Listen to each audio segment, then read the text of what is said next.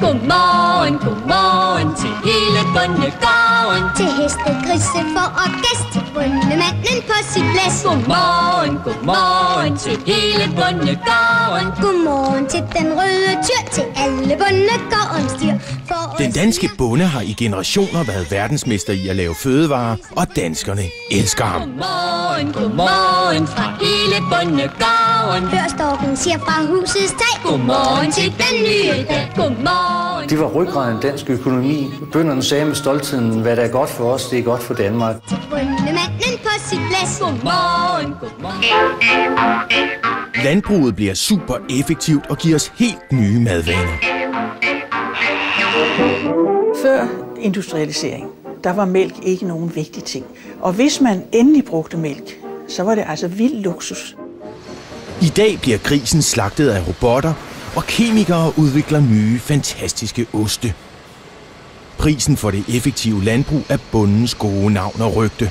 Industrialiseringen har gjort bonden til skurk.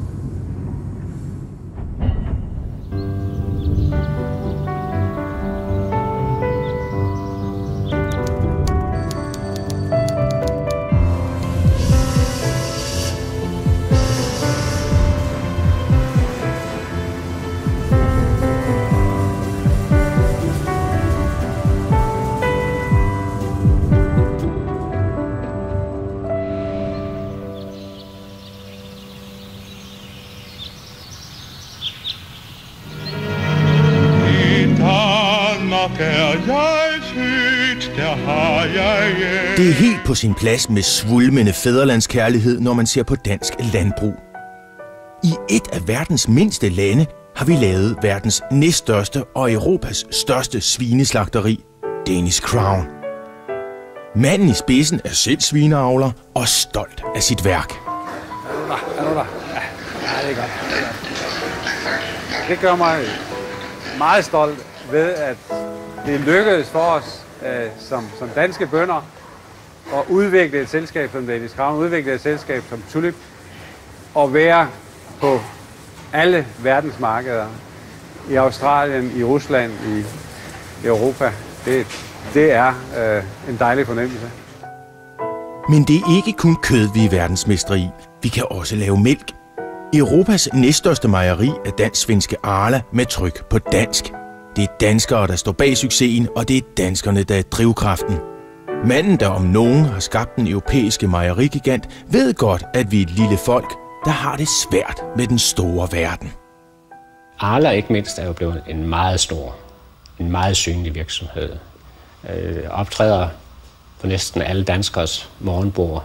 Men danskere kan generelt ikke lide så store virksomheder som Arla. Og måske er der en god grund til, at danskerne ikke kan lide store virksomheder. Vi er ikke vant til dem. I generationer har danskerne vænnet sig til de små, nuttede landbrug, mejerier og slagterier.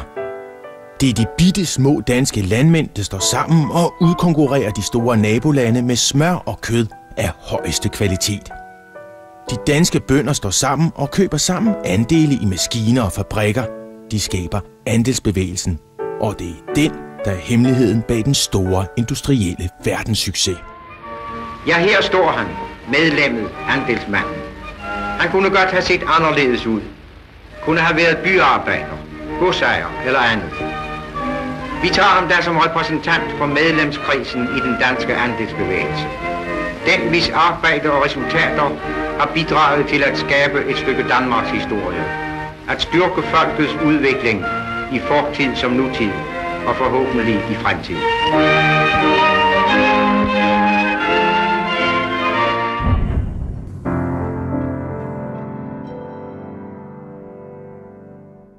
Året er 1882, og Danmark slikker stadig sårene efter at være banket sønder og sammen med Tyskland i 1864.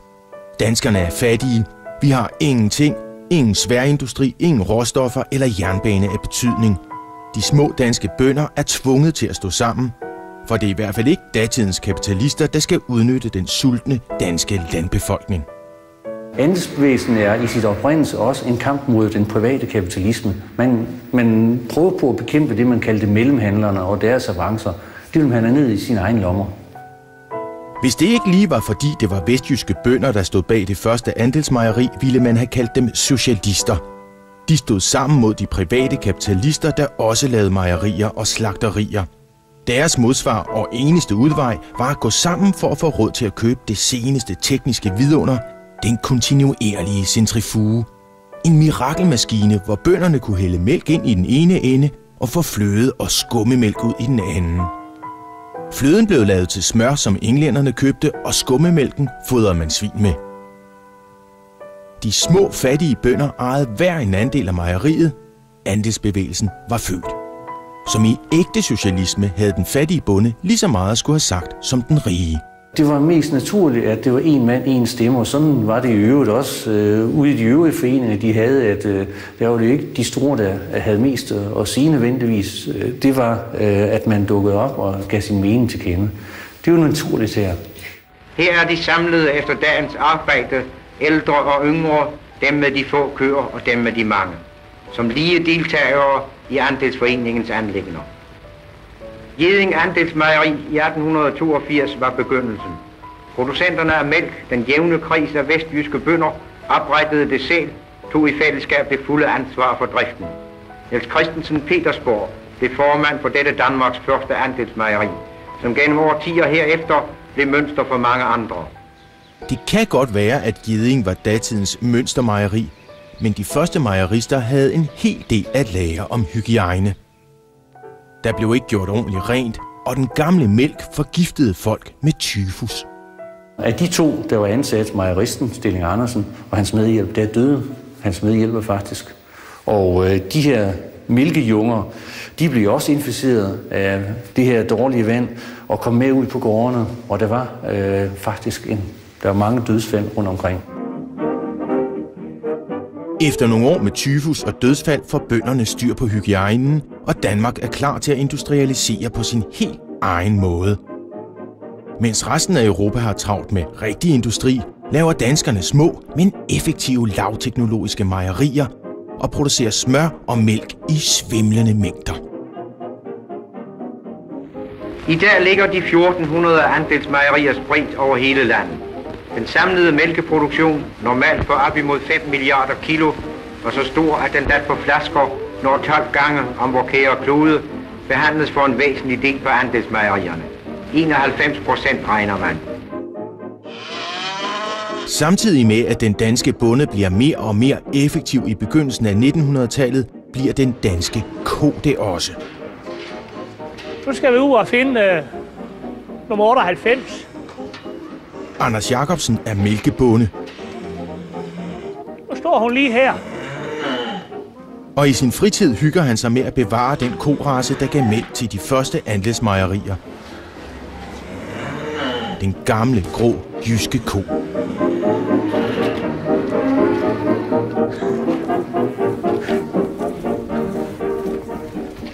Martha her har jo meget mindre ben hernede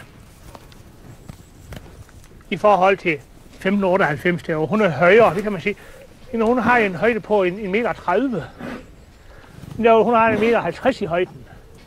Og så har hun længere og har en større omkreds. Og så har hun jo altså anlæg for at give mere mælk, end Martha har her. Her er meget længere ned, når man skal malke dem, end det for eksempel er over ved 98 over. Martha, hun giver jo 6.000 kg mælk. Hende der, hun giver nok 11.000.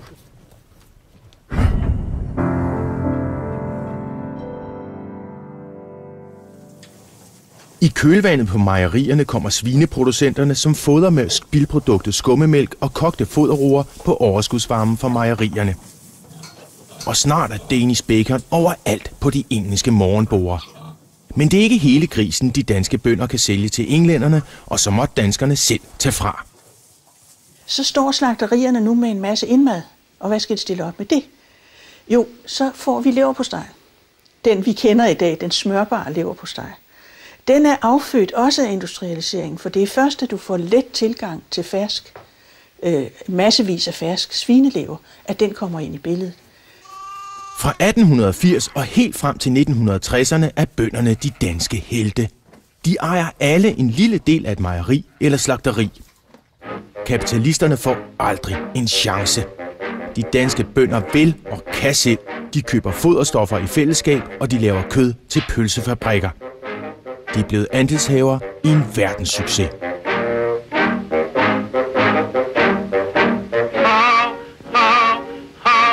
Havlbærspølser, det er de bedste.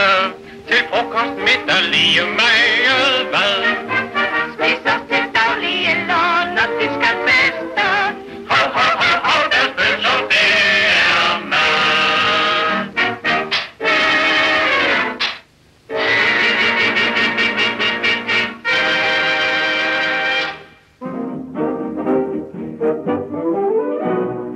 Knud Christensen var en af andelsbevægelsens pølsemager. Han kom i lære på slagteriet i Horsens i 1930'erne, nøjagtigt som hans far, der fulgte ham derop den allerførste dag. Han tog mig med ind i pølsemejeriet, og det var sådan en fast gig, og jeg skulle selvfølgelig opføre mig ordentligt. Jeg var jo en satan for knægt, det har jeg nok altid været, ikke? Og så sagde han jo bare, ja, det er som en søn, og hvis ikke han hører, hvad jeg siger, så bare giver jeg mig ind i nakken. 4 år i træk, der havde jeg et Svend inde i kogerummet. Han tævede mig hver morgen. I starten, der sagde hans makker, hvad fanden slår du knægten, for han har ikke gjort noget, men han vil, sagde han. Og det var hver dag i 4. Ja, selvfølgelig ikke, når han er ferie. Så det var helt dejligt at være ferie hver for sig der. Så man må jo ikke slå igen. Det var der ikke noget, det her. I Knud Christensens første tid i 1930'erne og 40'erne var det et krav, at slagteriarbejderne var store og stærke. Det var da knokkelappe. Vi havde for eksempel en mand, der målte 2 meter og noget. Og dengang der læste vi jo jernbanevogn. Kalve, helt kalve. Så skulle han gå ned i knæerne og gå ind med godt 200 kilo samtidig. Det var ikke altid, de var så store jo. Men gå ind med sådan godt 200, og så skulle han rette sig op, når han kom ind i jernbanevognen, for at de kunne hænge det op. Det var jo fantastisk hårdt arbejde. Men det hårde arbejde betaler sig. I 40'erne og 50'erne har andelsbevægelsen sejret massivt. Mejeriskorstenen rager op som et vartegn på landsbyen og stationsbyen. Og nær mejeriet finder vi som regel brugsforeningen, foderstofforeningens lagerbygning og måske andet. Og ser vi ud over købstaden, er det ofte andelsslagteriets skorsten og store bygninger, der fanger opmærksomheden. Jens Hansen har en bondegård. Helt fra begyndelsen af det 19. århundrede og frem til 1950'erne er det bønderne og deres lavteknologiske smør- og baconindustri, der holder gang i den danske økonomi. Og omkring 80-90% af eksporten kom fra landbrugsprodukter, og det var smør, og det var bacon, der var ryggraden i dansk økonomi. Det er jo det, der sørgede for, at der var råd til os at importere nogle varer. Og hovedparten af arbejdskraften enten arbejdede direkte i landbruget, ellers var man afhængig af inden for transport og maskinindustrien, den hele store industri, der kom som følge af det her. Og i det handel og bankvæsen var også i høj grad bundet op på det. Så en stor del af dansk økonomi var afhængig af landbruget stadigvæk på det her tidspunkt. Det var heltene. Jeg ville være brandmand, da jeg var en lille fyr, men nu vil jeg være landmand. Jeg elsker nemlig dyr, når jeg sidder og malker Marie på min... Det var fantastisk at være bonde dengang. Ikke alene var de Danmarks helte, de tjente endda godt på det. Andelstanken var ikke skabt for at gøre Danmark rigt, men for at gøre bønderne rige. Går det godt for mejeriet, jamen så går det godt for en selv, fordi så får man penge tilbage i forhold til, hvor meget mælk, der er blevet leveret. Det er andelsprincippet. En mand, en stemme, og at man får tilbage i forhold til, hvor meget man selv har ydet. Bønderne skovler penge ind til Danmark, og vi bliver rigere og rigere. Vi bliver så rige, at vi ikke længere gider spise det billige svinekød. Samtidig falder eksporten, fordi handelshindringer gør det sværere at afsætte kødet. Operation Gris på gaflen bliver iværksat.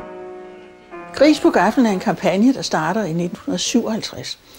Og den går ud på at få danskerne til at spise mere strivet flæsk. Vi spiser simpelthen ikke flæsk nok. Vi begynder at blive rigere, og vi vil hellere have noget andet end det der flæsk. Og så laver man den der kampagne, der hedder Gris på gaflen, som er temmelig ulækker for nu at sige det pænt. Goddag, goddag. Jeg kigger bare indenfor. Vi prøvede det før på Maja. Og her er Gris på gaflen opskrifterne. En stor hjælp.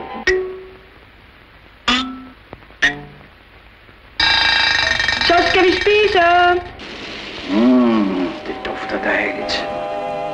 Altså Gris på gaflen vil jo have, at vi skal bruge det her flæsk på flest mulige måder. Der kommer alverdens former for rullestege. Og til sidst fylder de stegen 1, 2, 3 med svisker og æbler. Alt går jo så let på film. Og så får du også koteletter. Det skulle være sådan, det var på det tidspunkt, hvor husholdningskonsulenterne synes vi skulle være lidt tikke. Og derfor så får du sådan noget som Hawaii-gryde, ikke? Hvor du tager svinekød og laver med en lille smule karry, ikke? Og så har man jo lært noget om, at det skal være eksotisk. Og så tager man ananas. Men se, på Hawaii, der får du frisk ananas, men i Danmark, der var det dåseananas. Og så dynger du det her dårlige svinekød og karry til med ananas og andre morsomheder, eller syltede mandariner eller noget andet. Det var gruopvækkende forfærdeligt. Flæsket, som er skåret i skiver, skal vendes i sammenpisket æg og i rasp, som er blandet med salt og peber. Sværen skærer de selvfølgelig af først. De panerede flæskeskiver kommer på panden og steges. Det ser ud til at blive en spændende ret. Mens flæsket steger, vender de grønærterne i smør, og så skal champignonerne ristes, også i smør. Og inden de får set dem om, er flæsket færdigt, brunt og lækkert. Det færdige flæsk serveres på et fad og pyntes med grønærter, stegte bananer, smørristede champignoner, tomat og citronskiver. Og den brogede schnitzel er klar til servering. Broget schnitzel er i virkeligheden det samme som paneret flæsk, men det er bare serveret på en anden og festligere måde. Gris på gaflen er ikke det eneste udtryk for, at bønderne har svært ved at komme af med deres industriprodukter. Også mælkebønderne og mejerierne er ramt i denne periode. Så fiffige reklamefolk opfinder Mejerigtigt-kampagnen. De elektriske køkkenmaskiner er blevet nutidens husassistent. Udnyt maskinerne rigtigt med gode, gennemarbejdede opskrifter. Mejerigtige idéer. Nu skal de bare se. Alt skal være mejerigtigt. Og den kommer også lige der i slutningen af 50'erne, ikke? For at få os til at drikke mere mælk, fordi vi har et bjerg af smørfedt. Og så skal det selvfølgelig ned i danskerne, for de kan komme af med det.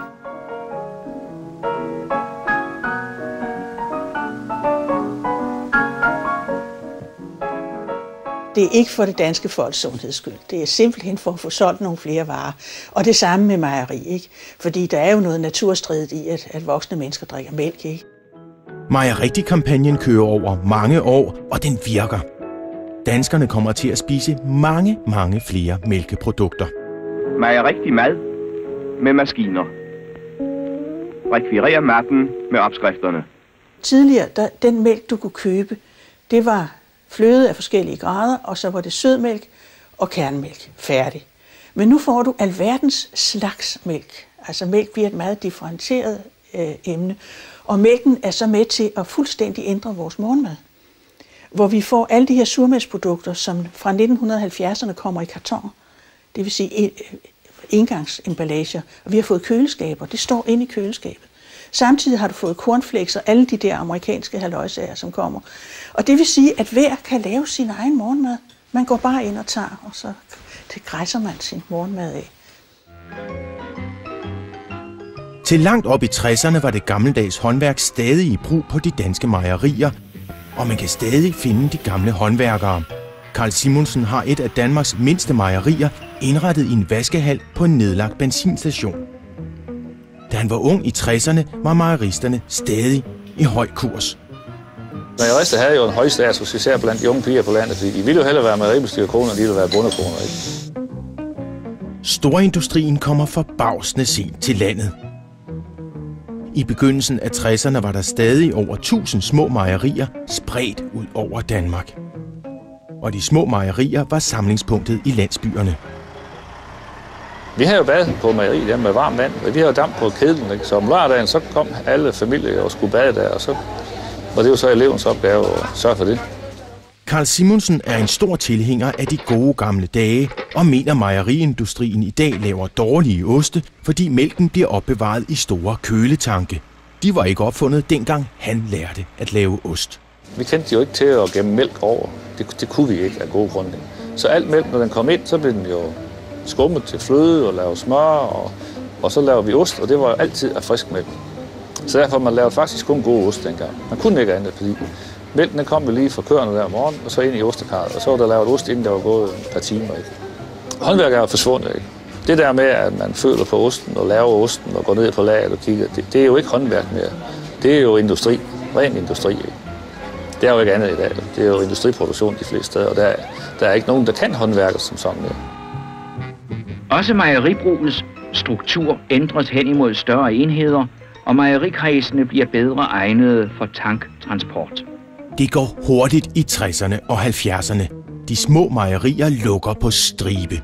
Mælkespandene er på vej ud, og der bliver lavet informationsfilm til bønderne om de nye tider. Alligevel er der en del, der foretrækker at blive helt fri for spande. En tank er mere praktisk, hvis man har megen mælk. Men så må mælken hentes med tankvogn. Det sker i stigende omfang. Ofte er det svært at få mælken kørt på anden måde. En af de landmænd informationsfilmen er henvendt til er Anders Jacobsen, og han ved, hvad der gør en god ko. En god ko, det er en ko, der giver 10.000 kg mælk og får en kalv om året. Det er en god ko. I dag har han omkring 130 køer. Da han startede i 1976, havde han bare 16. Gunnar herovre, han havde 4, og Edvard Vistisen, han havde 8, og Kristen havde 6, og Anker havde 4. Og så havde vi jo Christian Schielemann, han havde 12. Og så havde vi nogle enkeltgårde, som havde op til 30-40. Jeg kan huske en i Mollerup, der endte med i 77. Der byggede han til 70 køer. Det var en stor gård dengang. Anders og de andre mælkebønder leverer til det lokale mejeri, og mejeriet er stadig omdrejningspunktet for lokalbefolkningen. Det var jo sådan, at den lokale befolkning kan jo hente deres mælk hver formiddag, når det var pasteuriseret på mejeriet. Og det var jo sådan en del af samfundet. Det kunne de hente der, og så fik de deres ost med hjem, og deres fløde, de nu havde behov for i deres husholdning. Det havde de jo der fra 76 af, og så gik det faktisk hurtigt. Så begyndte kartonmælken jo med at komme i supermarkederne og i Brugsen. Og så var den epoke over. Og manden, der om nogen sætter gang i den nye epoke, er Jens Bigum. Han har en vision om, at de fattige andelsmejerier skal stå sammen og vokse til en stor, effektiv mejerigigant. Og alle skal inviteres indenfor. Men andelsbevægelsen har meget idealisme og har haft meget idealisme ved siden af, at det også har været benhård forretning. Den debat, der er gået forud, havde nok alligevel efterladt det indtryk, at det her, det kan vi diskutere os frem til at finde en løsning på. Det blev vi klar over inden for det første 1-2 år, at det var meget naivt tænkt. Jens Bigum er opvokset på landet, og det er ikke tilfældigt, at han gør karriere i andelsbevægelsen. Andelsbevægelsen har været omdrejningspunktet i hele hans liv. Andelsbevægelsen var meget nærværende. Min far var formand for Brugsen, og gården var medlem af det lokale andelsmejeri, og vi fik vores forsyninger af foderstof og gødning fra den lokale grovvareforening, og vi leverede vores svin til det lokale svineslagteri. Det er Jens Bigum, der lukker hundredvis af små lokale mejerier og sidder i toppen af den ledelse, der skaber den europæiske mejerigigant Arla. De vidste lige præcis, hvad de ville, havde en meget dygtig ledelse. De gjorde en dyd ud af, at det her med andelsbevægelse, det er altså ikke et spørgsmål om følelser, det er et spørgsmål om økonomi, at man skal sikre andelshaverne mest mulig økonomi. Og der kunne man ikke tage så meget hensyn til lokale hensyn, om det nu lå et mejeri her og der. Det handlede om at lave store rationelle enheder. Grundlaget for den gigantiske mejerikoncern er ydmyg. Det er de fattige og konkurstruede vestjyske mejerier, der går sammen og laver mejeriselskabet Danmark i 1970. Det var en yderst beskeden start, Så det var ikke et selskab, der kunne true nogen. Og derfor var der heller ikke mange, der havde antipati imod det. Men mejeriselskabet Danmark bliver hurtigt en trussel og for mange fjender. En af dem er Carl Simonsen. Han synes småt og godt, og sammenlægninger af mejerier ved hjælp af fusioner er ikke hans livret. Man skulle i hvert fald passe på at flytte foran fusionerne, ikke? Fordi det var ikke rart at være på et fusionerende mejeri dengang heller ikke. Men mejeriselskabet er dannet for at lave fusioner. Ideen er den gamle andelstanke om at samle al mælk i Danmark i én spand. I de tidlige 70'er er visionerne og idealismen i højsædet, og samarbejdet er vejen frem. Vi havde håbet på, at ideen kunne have bragt os længere, men det blev meget hurtigt en diskussion om kroner og øre. Idealismen kunne bære et stykke af vejen, men den kunne ikke skabe et mejeriselskab. Det var de konkrete resultater, som man respekterede, og kun de konkrete resultater. Og Jens Bigum og mejeriselskabet Danmark leverer resultater. De bliver eksperter i at levere billig mælk i store mængder. Selskabet bliver stort i løbet af 70'erne ved at fusionere og opkøbe andre små fattige mejerier. Det helt store gennembrud sker, da FDB i 1977 beslutter sig for, at deres kunder i Brugsen og Kvickly skal have billig mælk. Mejeriselskabet Danmark er eksperter i rationel drift og får ordren på at levere til alle FDB's butikker i Danmark. Det er jo sådan set i princippet den største katastrofe for dansk mejerikultur overhovedet, der sker der. Vi var fuldstændig klar over lige fra begyndelsen, at det her var dybt kontroversielt. Aftalen betyder, at en lang række små mejerier må lukke, og danskernes mælk kommer nu langvejs fra. Før blev man jo forsynet lokalt med mælk af små lokale mejerier, og det fungerer sådan set ganske udmærket. Ikke? Men så laver de en aftale med FDB, hvor de går ind og siger, at det er kun ét mejeri, der må levere. Og det eneste, der kom ud af det, det var rabatter og bonusser. Og lavere priser. Det er det eneste, vi har oplevet i de 20 år, at priserne de er stort set faldet hele tiden. Men danskerne vil have billig mælk, og Jens Bigum og mejeriselskabet Danmark er klar til at levere. Aftalen bliver det endelige dødsstød til idealismen i andelsselskabet. Nu var der åben krig med de andre mejeriselskaber. De blev meget vrede. De blev meget frustrerede. De bebrejdede os i stærke vendinger, at vi havde gjort det her. Og vi kunne ikke sige andet end, at vi har jo nu i nogle år prøvet samarbejdslinjen. Nu driver vi forretning for at gavne vores andelshaver. I må drive forretninger for at gavne jeres andelshaver. Anders Jacobsen er en af de andelshavere, der er glad for, at mejeriselskabet Danmark blev stort og stærkt. Hans lokale mejeri var tæt på at gå nedenom og hjem. Produktionen var jo for dyr på Øre Mejeri i forhold til et mere rationelt mejeri. Altså vi har jo en masse arbejde med håndarbejde, kræver en masse arbejdstimer fra mejerister. Og det resulterede i, at vi fik jo et dårligt økonomisk resultat. Og det kunne vi jo ikke blive ved med at holde til. Altså, hvis ikke Øre Mejeri havde fået fusioneret med MD dengang, jamen så har vi jo stadigvæk blevet ved med at få mindre og mindre mælk, og så enten så var mejeriet gået for lidt, eller så var jeg gået for lidt. Det er først og fremmest de jyske mejerier, der slutter sig sammen i mejeriselskabet Danmark, der efterhånden tager navneforandring til det mere strømlignede MD Foods. I 1992 bliver Carl Simonsen offer for den jyske succes. Mejeriet Landmandslyst her i Osted på Midtsjælland er et af de 2 sidste gamle andelsmejerier på Sjælland. Her arbejder 45 ansatte med mælken fra omkring 75 landmænd. Den pakkes i kløvermælkkartoner, men Landmandslyst passer selv sine lokale kunder, så længe det nu varer. Mejeribestyreren er en vred mand for tiden. Der vil jo ske det, at MD Foods ved hjælp af at sænke mælkeprisen med 25 øre her på Sjælland faktisk forsøger at tvinge hele det øvrige mejeribrug i knæ herover. Og vi er 2 små andelsmejerier tilbage, og så er der mejeriet Enigheden i København. Landmandslyst og Carl Simonsen kan ikke stå for presset og lukker i 1995. Jens Bigums visioner om et samarbejde mellem alle bønder i Danmark, om et kæmpe andelsselskab sejrer.